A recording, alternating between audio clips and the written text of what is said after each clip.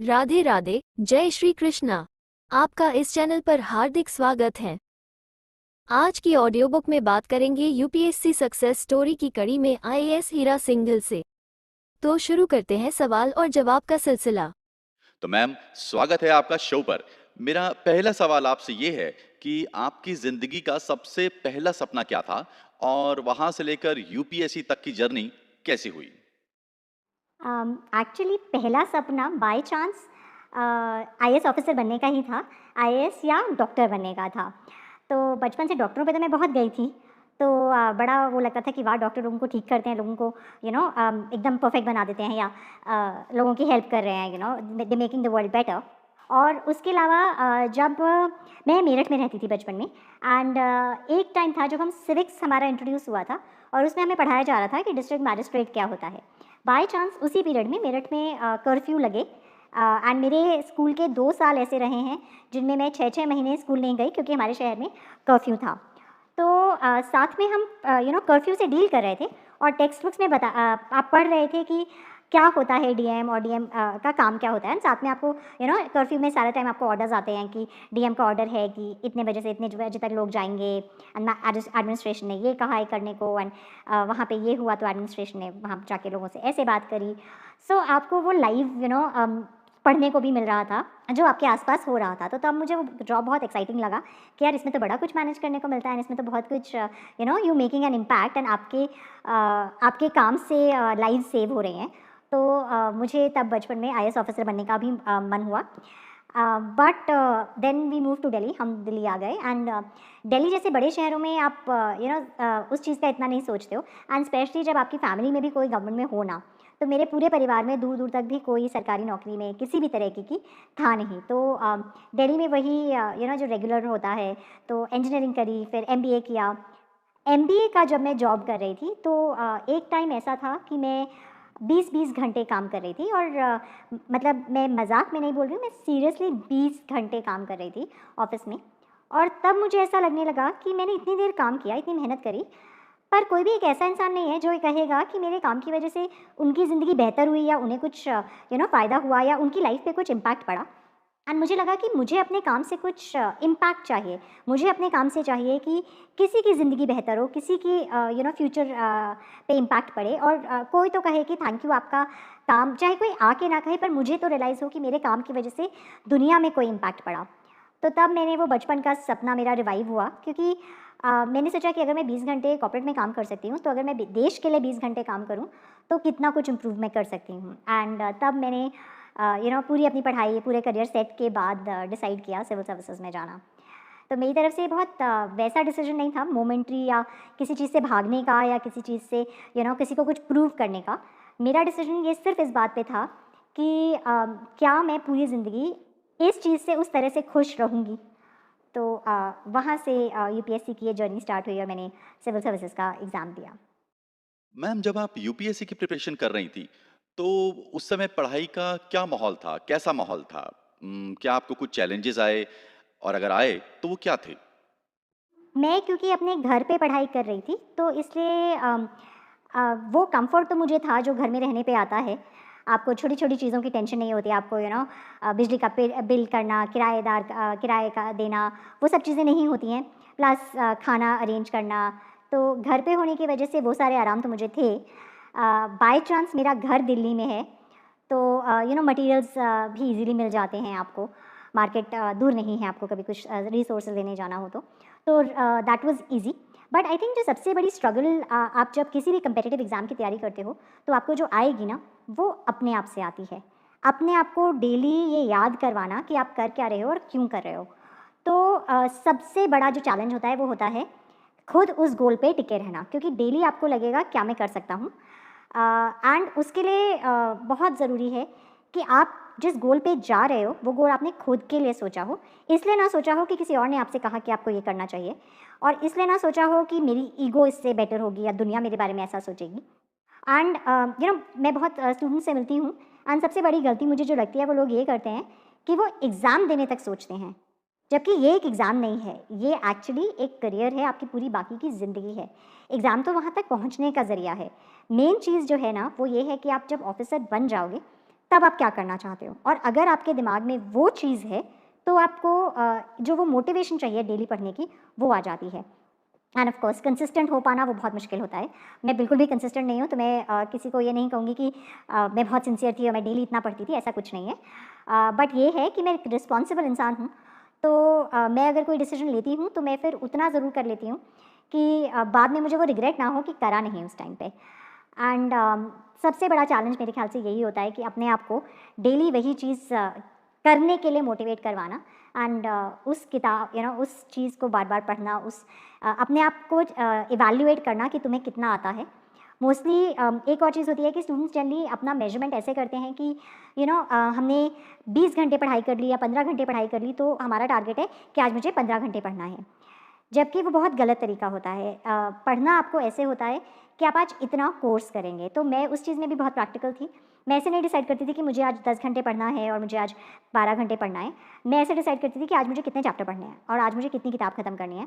क्योंकि जब आप ये सोचोगे ना कि मुझे 15 घंटे पढ़ना है, तो आप 15 में से 12 घंटे एक पेज को घूरोगे और फिर डिसाइड करोगे ये सब्जेक्ट बहुत बेकार है, ये किताब बिल्कुल बकवास है, मुझे कुछ नहीं समझ आ रहा, मैं ये नहीं कर सकता, और आप भाग जाओगे। तो वो प्रैक्टिकलिटी आनी, वो समझ आनी और वो सोच पाना, ये भी बहुत ज़रूरी होता है। तो आई थिंक वो चीज़ें अगर आप ओवरकम कर लेते हो, जो मैं उस एज में कर पा रही थी, तो इस वजह से वो एनवायरनमेंट के चैलेंजेस नहीं रहते, वो सिचुएशन के चैलेंजेस नहीं रहते। मैम, यूपीएससी टेस्ट के बारे में हमारे देश में बहुत स्टिग्मा है कि बहुत मुश्किल टेस्ट है, देश का सबसे मुश्किल टेस्ट है। लेकिन कुछ लोग कहते हैं कि स्कूल का सिलेबस ही तो है। तो इस सब में क्या मुश्किल है? आप इस बारे में क्या कहना चाहेंगी? देखिए, लाइफ में आप किसी भी चीज़ को मुश्किल और आसान अपनी सोच से बनाते हैं। आप अगर मानेंगे कि कोई चीज़ बहुत मुश्किल है, तो वो आपके लिए मुश्किल बन जाएगी, और आप मानेंगे कि ये करी जा सकती है, तो वो आपके लिए डूएबल बन जाएगी। ऑफ कोर्स यूपीएससी का एग्ज़ाम मुश्किल है, ये दुनिया के 2 सबसे मुश्किल एग्ज़ामों में गिना जाता है। सो इंडिया का तो ऑब्वियसली ये सबसे डिफ़िकल्ट एग्ज़ाम है, बट उसका मतलब ये नहीं है कि आप नहीं कर पाएंगे। देखिए, कोई तो पास करता ही है ना, तो वो लोग पास करते हैं जो ये मान लेते हैं कि भले ही मुश्किल है तो क्या हुआ, हम कर सकते हैं।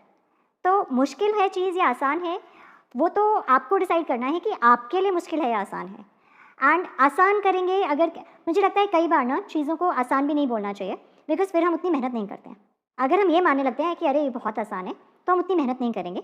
एंड कम्पिटिटिव एग्ज़ाम्स में मेरी मेहनत से ज़्यादा मैं एज़ कम्पेयर टू बाकी सब कितनी मेहनत कर रहा हूँ, वो मैटर करती है।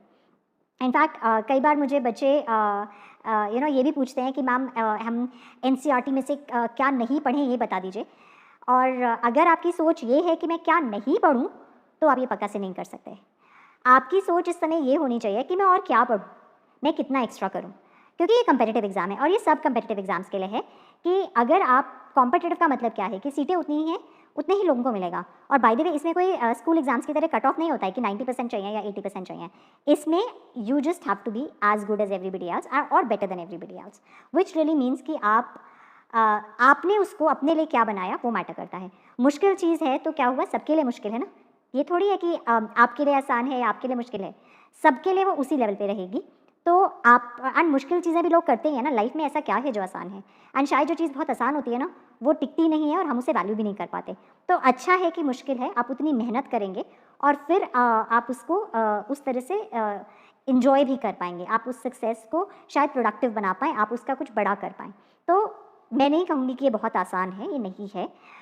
मैं हमेशा ये बोलती हूँ कि मेरी सारी इंजीनियरिंग की पढ़ाई, स्कूल की पढ़ाई और एमबीए की पढ़ाई, उसके 4 गुना पढ़ाई मैंने 1 साल में वहाँ करी है। बट उसका मतलब ये नहीं है कि आप कर नहीं सकते। तो मुश्किल है तो सबके लिए मुश्किल है और आसान है तो सभी के लिए वो है ना। कोई तो करता ही है ना, तो फिर वो आप क्यों नहीं हो सकते। मैम, स्कूल में आपका फेवरेट सब्जेक्ट कौन सा था और उसने आपकी यूपीएससी में कैसे मदद की? मेरा फेवरेट सब्जेक्ट हमेशा इंग्लिश लिटरेचर होता था, क्योंकि उसमें कहानियाँ पढ़ने को मिलती थी एंड इंग्लिश लिटरेचर के बहाने आप नॉवल पढ़ सकते थे। तो मुझे नॉवेल्स पढ़ने का बहुत शौक था एंड इसलिए हमेशा मेरा लिटरेचर फेवरेट होता था। आई थिंक लिटरेचर ने ऑब्वियसली आपके राइटिंग स्किल्स में तो हेल्प करता ही है, आपकी लैंग्वेज डेवलप करता है, आपका एक्सप्रेशन डेवलप करता है। बट आई थिंक सबसे बड़ी चीज़ जो लिटरेचर करता है ना, वो आपको एक्सपीरियंस देता है ह्यूमन बींग्स का। तो मैं ये नहीं कहूँगी एग्ज़ाम देने में ज़्यादा हेल्प करी होगी, बट जो मेरा काम है उसमें बहुत हेल्प करता है। क्योंकि आप जब जो आप सीखते हैं, देखिए जो एग्ज़ाम है ना वो आईक्यू का होगा, वो पढ़ाई का होगा, वो किताबों का होगा, बट जो जॉब है ना वो इंसानों का है।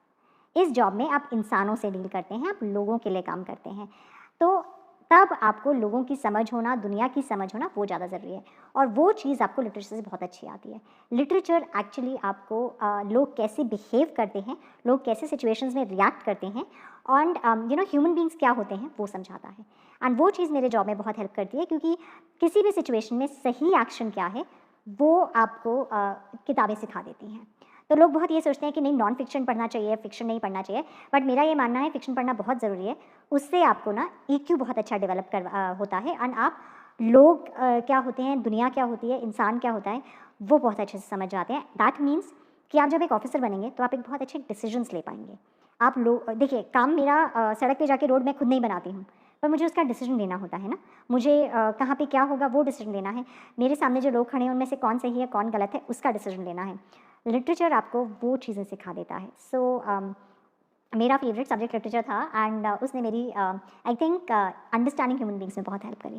तो मेरा अगला सवाल आपसे है कि यूपीएससी का सबसे चैलेंजिंग सब्जेक्ट आपको कौन सा लगा और आपने उसे कैसे ओवरकम किया? मेरे को सबसे challenging I think art and culture लगा था, और सच्चाई ये है कि मैंने वो नहीं प्रिपेयर किया, मैंने वो टॉपिक छोड़ दिया। इसका एक रैशनल रीजनिंग होती है, ऐसे उठ के नहीं छोड़ देना कोई भी मेरी बात सुन के। पॉइंट ये होता है कि मैंने ये इंश्योर किया कि जो सब्जेक्ट्स मुझे आते हैं उनमें मैं गारंटीड 100% बहुत अच्छा अटेम्प्ट कर सकूँ। एंड ऑब्वियसली जब आप छोड़ते हो तो एक आध ही सब्जेक्ट होगा जो आप बहुत अच्छे से प्रिपेयर नहीं करोगे, उसका आप ऐसे प्रिपेयर करते हो कि जो बेसिक सिटर क्वेश्चन है, फ्री वाला टाइप्स क्वेश्चन जो दे दिया एग्जामिनर ने वो आप कर सको, बट कोई डीपर क्वेश्चन आया तो वो आप नहीं कर पाओगे। बट मैंने फिर बाकी सब्जेक्ट्स में इतनी डेप्थ में प्रिपेयर किया कि वो मेरा वो कवर कर देगा।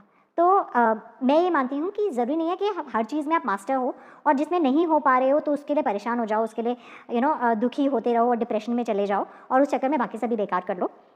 आप पेपर को एनालाइज करो, हर सेक्शन का एक डिफाइंड नंबर होते हैं कि रफली वो उतने का ही आता है। किसी साल बहुत ज़्यादा आ जाए तो अलग बात है, बट रफली हर चीज़ वो होती है। बाय द वे एक और चीज़ होती है, यूपीएससी में क्वेश्चंस जो हैं कई बार आपको लगेगा कि वो हिस्ट्री का क्वेश्चन है, बट वो हिस्ट्री का होगा नहीं, वो एक्चुअली इकोनॉमिक्स का क्वेश्चन हो सकता है, और वो ज्योग्राफी का क्वेश्चन हो सकता है, या वो सोशियोलॉजी का क्वेश्चन हो सकता है, या पॉलिटिकल साइंस का पबाड का क्वेश्चन हो सकता है। वो समझ हो पानी कि एक्चुअली क्वेश्चन है क्या, वो भी बहुत ज़रूरी है।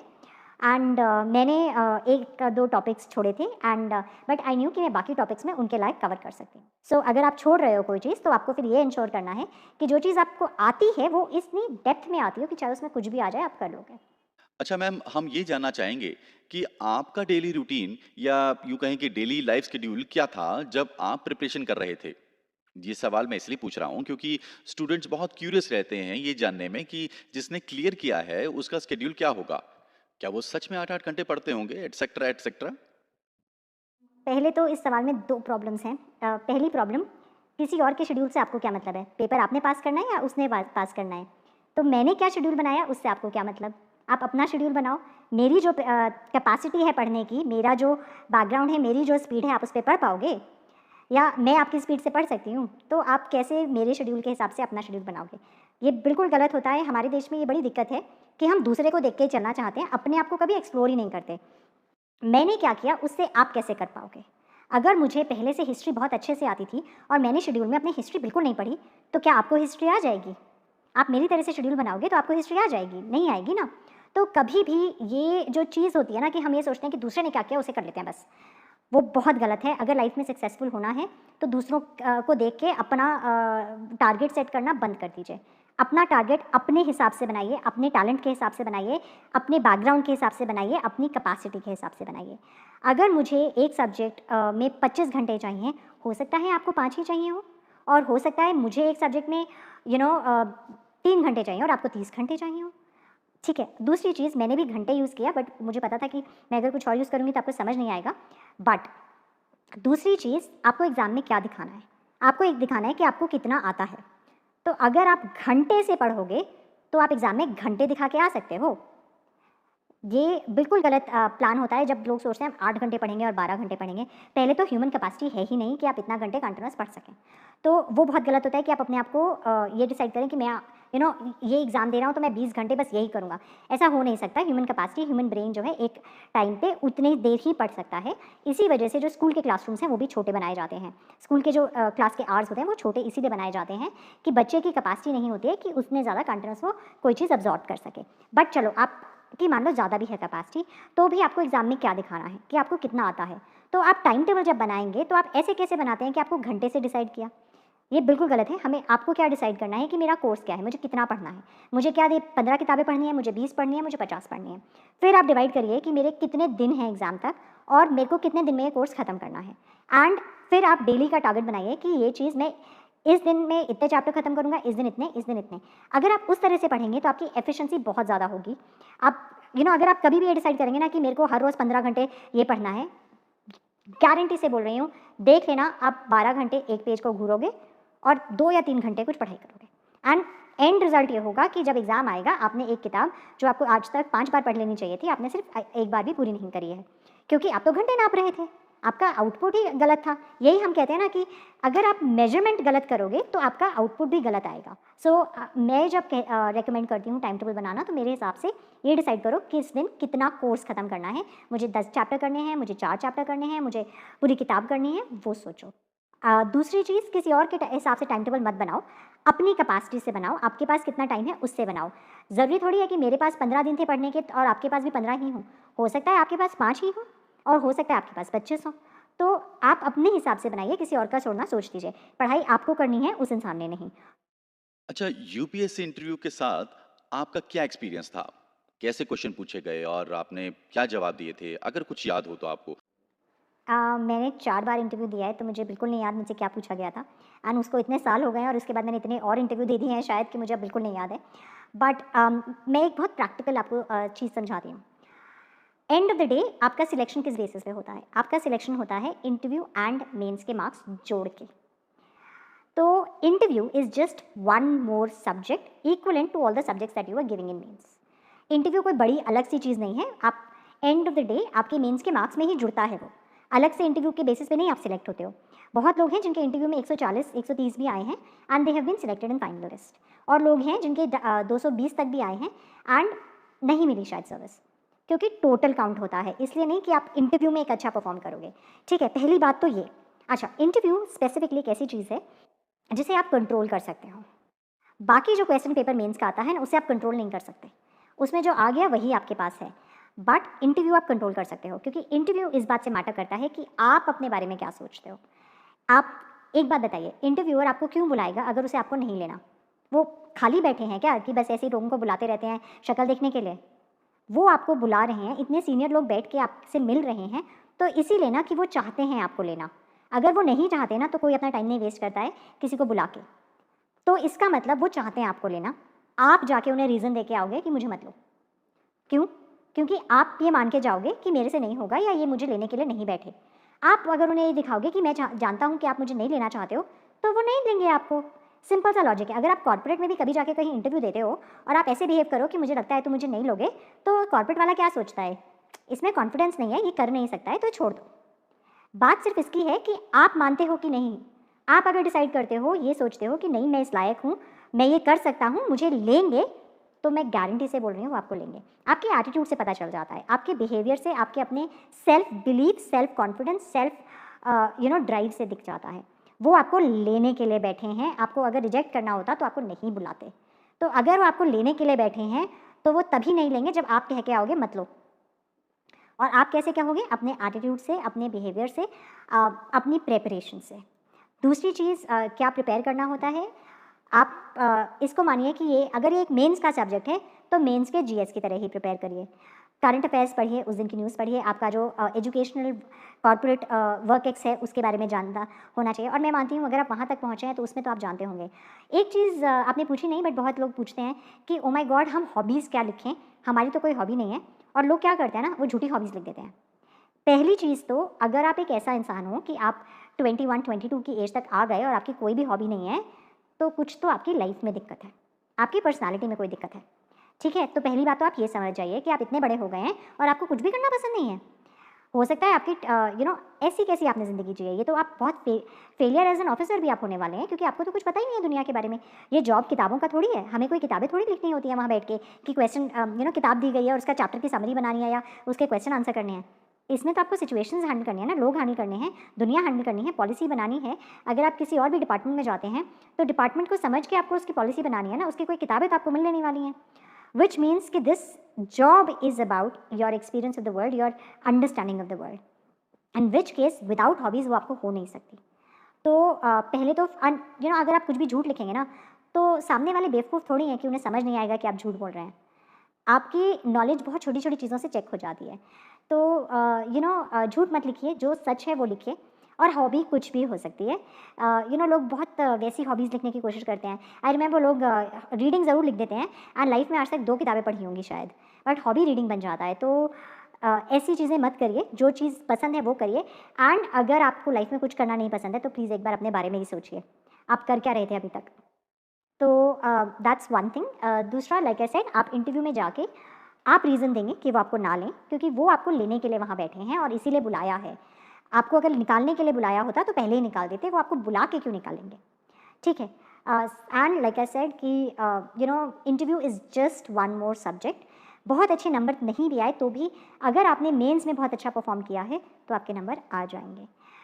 आप टोटल फाइनल सिलेक्शन में आ जाएंगे। मेरे भी इंटरव्यू में कोई बहुत ज़्यादा नंबर नहीं थे मेरे फाइनल अटैम्प्ट में जिसमें मुझे IAS मिला है, और मेनली मेरे मेंस में ही मार्क्स अच्छे थे। तो अगर आपने मेंस में उतना गैप कर दिया है, मेंस में आप उतना अच्छा परफॉर्म कर चुके हैं, तो इंटरव्यू से ज़्यादा फर्क नहीं पड़ेगा। मैम, सुना है यूपीएससी में 25 ऑप्शनल सब्जेक्ट होते हैं। बहुत सारे लोगों को टेस्ट भरते समय समझ नहीं आता ऑप्शनल सब्जेक्ट क्या चूज करना चाहिए और कैसे। आपने क्या ऑप्शनल सब्जेक्ट चूज किया और क्यों? प्लस आप स्टूडेंट्स को क्या एडवाइस करना चाहेंगे ऑप्शनल चूज करने के बारे में? पहला रूल ये होता है कि जिस सब्जेक्ट से आप प्यार कर सको उस सब्जेक्ट को लो। लोग गलती ये करते हैं, वो डिसाइड करते हैं कि दूसरे ने क्या लिया और दूसरे ने किस में अच्छा किया। पेपर आपको पास करना है या उसने पास करना है। मेरा इंटरेस्ट जिस चीज़ में है, मैं जिसमें अच्छा कर सकती हूँ, आप कैसे कर पाओगे? और आप किस में अच्छा कर सकते हो वो मैं कैसे कर पाऊँगी? तो इसको चूज़ करने के लिए देखिए, एक बात समझिए, आपको उस सब्जेक्ट में ऑलमोस्ट PhD लेवल तक पता होना चाहिए।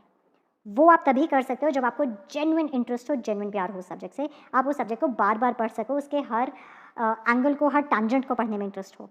तो हमेशा एक ऐसा सब्जेक्ट चूज़ करना चाहिए और पहली प्रायोरिटी यही है कि आपको वो सब्जेक्ट कितना पसंद है।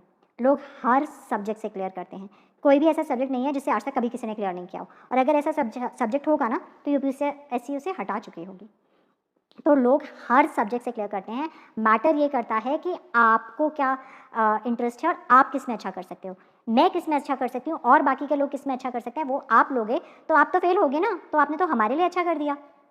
आपको अपना अच्छा करना है या दूसरे का अच्छा करना है कि बाकी लोगों ने लिया है तो वो उसमें अच्छा कर सकते हैं इसलिए मैं भी ले लेता हूँ। ये सबसे बड़ी गलती होती है कि लोग ये सोचते हैं कि किसमें नंबर आए सबके वो ले लेते हैं। क्यों भाई, उनके नंबरों से आपको क्या फ़र्क पड़ता है? आपके नंबर आ जाएंगे उनके करने से। तो सबसे पहली चीज़, अपने हिसाब से जिस सब्जेक्ट को आप डेप्थ में पढ़ सको, आप प्यार से पढ़ सको, उसको लो। तो मैंने ज्योग्राफी लिया था और दूसरा सब्जेक्ट जो मैंने लिया था जब मेरे शुरू के अटैम्प्ट थे तब पबाड था। पब्लिक एडमिनिस्ट्रेशन में मेरा बैकग्राउंड था और ज्योग्राफी से मुझे बहुत ज़्यादा प्यार था। तो पहला चीज़, फर्स्ट रूल हमेशा इज़ कि आप किस सब्जेक्ट में सबसे अच्छा अपने हिसाब से परफॉर्म कर सकते हो, किस में आप इन डेप्थ पढ़ सकते हो, किसे आप सालों तक पढ़ सकते हो। सो हमेशा फर्स्ट रूल यही होगा। तो अगर 100 नंबर हैं चॉइस करने के लिए तो 70 नंबर इस बात के हैं सिर्फ कि आप किस में अच्छा कर सकते हो, आपको क्या इंटरेस्ट है। अगर मान लो 2-3 ऐसे सब्जेक्ट्स हैं जिनमें आपको इक्वल लेवल पे इंटरेस्ट है और आप इक्वल लेवल पे पढ़ सकते हो और अब आपको ये चॉइस करनी है कि इन दोनों में से मैं कौन सा लूँ, तब मेरा सजेशन ये होगा वो सब्जेक्ट लीजिए जिसमें कम लोग चूज़ करते हो। देखिए, आपको पेपर क्या है, paper is a competition, right? तो जो सबसे बेस्ट होगा उसमें वो सिलेक्ट होगा। अब एक सब्जेक्ट है जिसमें 5000 लोग हैं और एक सब्जेक्ट है जिसमें 500 लोग हैं, तो 500 लोगों से बेटर करना इज़ मोर डूएबल दैन 5000 लोगों से बेटर करना, right? Just by share numbers logic ये कहता है कि 500 लोगों से बेटर करने के चांसेस आपके ज़्यादा बनते हैं।